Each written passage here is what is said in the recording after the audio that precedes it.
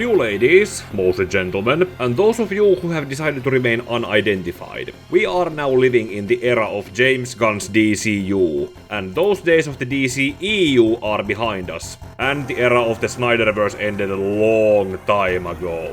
Not in 2023 when the Flash movie failed to resets the entire DC universe. And the Aquaman sequel ended with Patrick Wilson eating a hamburger. The Snyderverse ended in 2017. It came back briefly in 2021, but otherwise it has not been a thing since 2017. However, around 2021, when it briefly blinked in and out of existence, I, as a small channel with just 62 subscribers, decided to go over the 2016 released Batman v Superman Dawn of Justice The Ultimate Edition, scene by scene, as a 5 videos long review series. At the time, it was just me pouring my views and comic book knowledge on the movie, as unbiasedly as I possibly could be, in trying to balance the true pros and cons that the movie had, rather than writing it off as the best or worst thing ever made. In retrospect, I want to believe I was also working through my own issues with the movie, and doing the 5 videos long scene by scene review was what helped me move on from obsessively liking it, like a certain demographic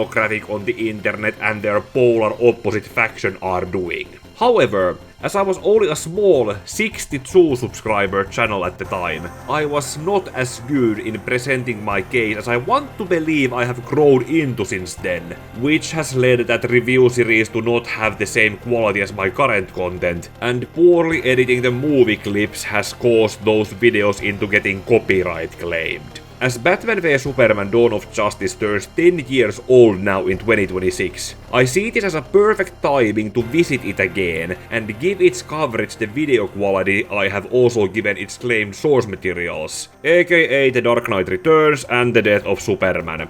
This will be the part 1 of 5 videos where I will be remaking my old review, so let's go over the lead up to BVS's 2016 review in how it set up our expectations for it, before parts 2, 3 and 4 can go over the 3 hours of the movie itself.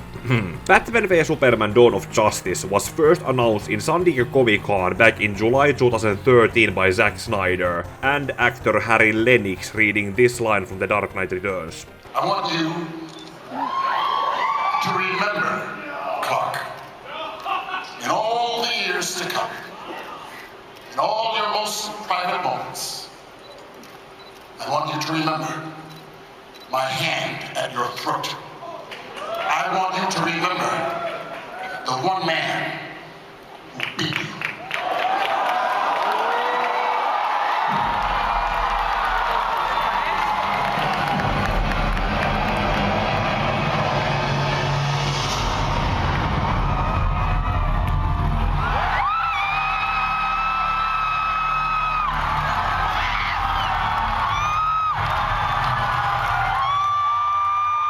Something close to a month later in August, news broke out about Ben Affleck, aged 40 at the time, had been cast in the role of Bruce Wayne and Batman. In November of the same year, Zack Snyder announced that while the film would take inspiration from Frank Miller's comic book, it would not be a direct adaptation or fully based on it. Which is understandable, as Henry Cavill's Superman introduced in Man of Steel was a completely different person from the older government stooge shown in The Dark Knight Returns, and because that comic is so forcefully set in the 1980s that having the movie set in 2015 wouldn't have made any sense either. In December of 2013, due to writer David Goyer's other project commitments, Chris Terrio was hired to rewrite a script that Goyer and Snyder had worked on. That script would get some rewrites done to it during the following year, as Jeremy Irons, who was cast to play Alfred Pennyworth, revealed in an interview that he had read a script,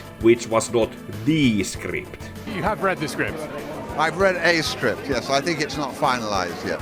It was also around this time when Jesse Eisenberg, aged 29 at the time, was announced to have been cast as Lex Luthor, and Gal Gadot, 27 at the time, was announced to play a role we all know by now. Both castings were met with their own controversies, and in my opinion, only one of them should have been made public, while the other one stayed as a mystery to be revealed in the movie itself. The then upcoming movie was only known by the working title of Batman vs Superman, until it was revealed in May 2014 that its official title was going to be Batman vs Superman Dawn of Justice, or BVS for short. As we have also learned since then, other working titles also included Son of Sun vs the Knight of Night, which we were lucky were thrown out early into the pre-production.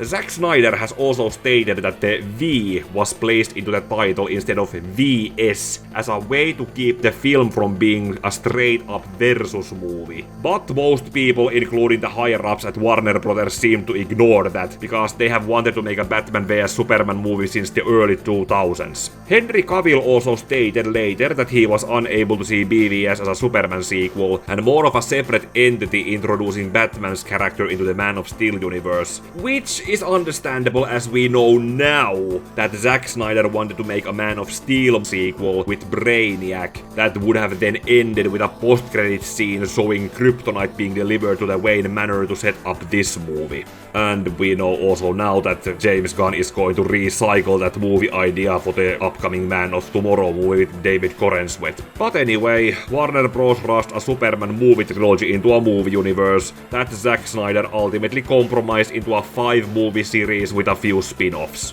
That is what we know now to be a fact.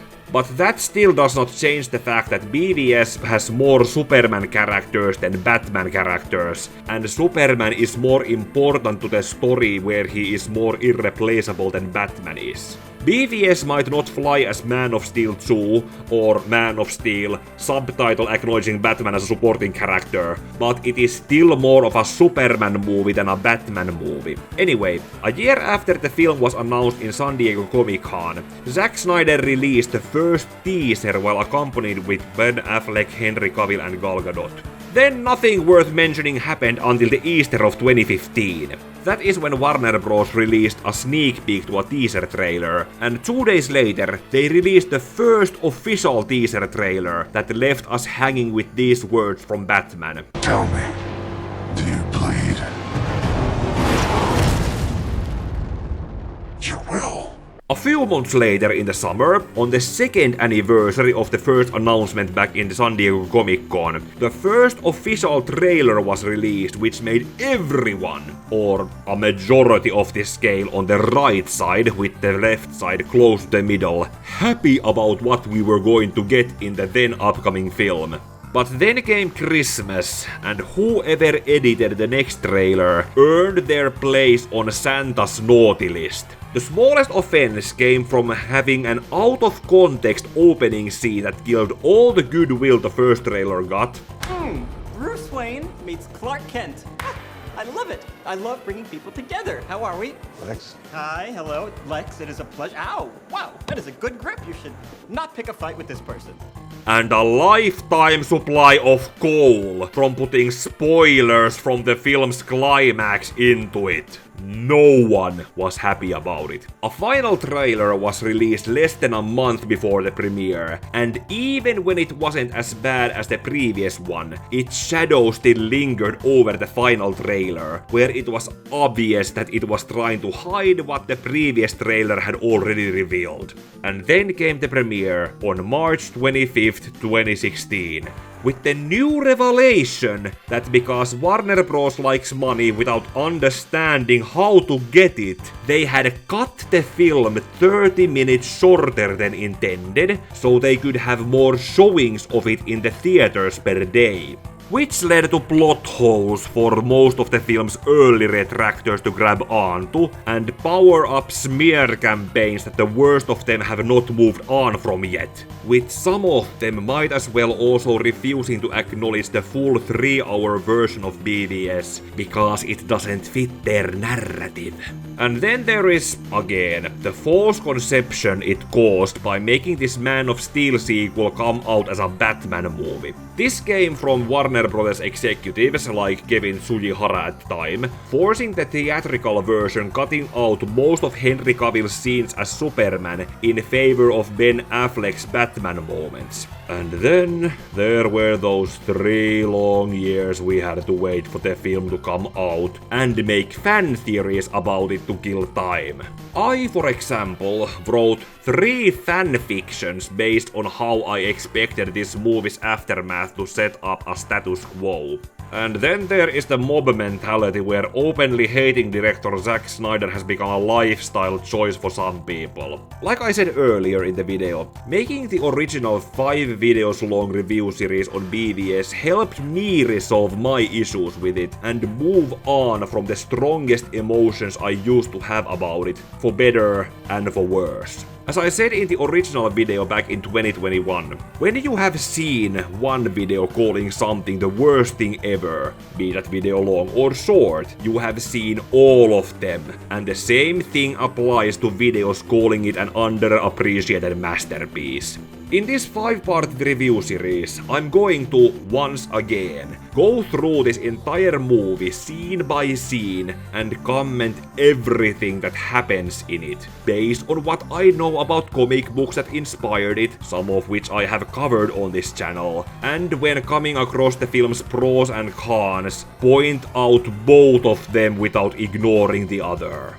This has been the part 1 video, so while waiting for the part 2 video covering the first hour of BVS, feel free to go watch my previous videos covering the source material that inspired it. Here, I have made a playlist out of them. Also, do the usual YouTube things such as liking the video, comment if you're one of the OGs who were there when I made the original video series or waited for BVS to come out between 2013 and 2016. Share this video for more people to see and grow its audience in seeing the later parts of this review series, and subscribe to be aware of when they will be coming out. Also, if you want to chat with me, I will be streaming video games 3 times a week, so ding the bell to be alerted for those. And may your heart be your guiding key.